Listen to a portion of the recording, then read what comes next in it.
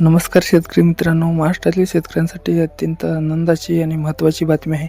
ज्या हप्त्याची आपण गेल्या अनेक दिवसापासून वाट पाहत होतो, त्या नमो शेतकरी महान सन्मान निधी योजनेचा 8वा हप्त्याचा मार्ग आता मोकळा झालेला आहे.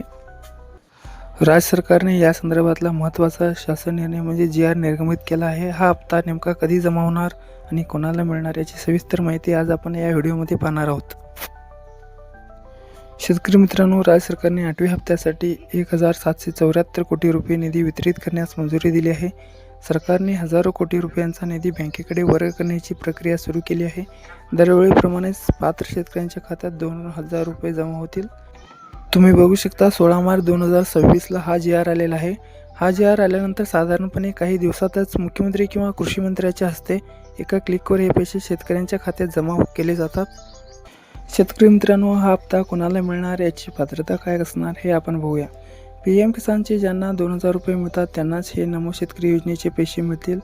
त्यासाठी तुमची KYC पूर्ण असणे आवश्यक आहे. त्याचबरोबर तुमचे बँक खाते आधार कार्डशी लिंक असणे गरजेचे आहे आणि तुमच्या खात्यावर जमिनीची नोंद असणे आवश्यक आहे. तर मित्रांनो, ही माहिती कशी वाटली कमेंटमध्ये सांगा आणि इतर शेतकरी मित्रांना पाठवायला विसरू नका. अशा शेतीविषयक योजना आणि महत्त्वाच्या अपडेटसाठी आपल्या चॅनलला सबस्क्राईब नक्की करा आणि हा व्हिडिओ आवडल्यास लाईक करा. धन्यवाद.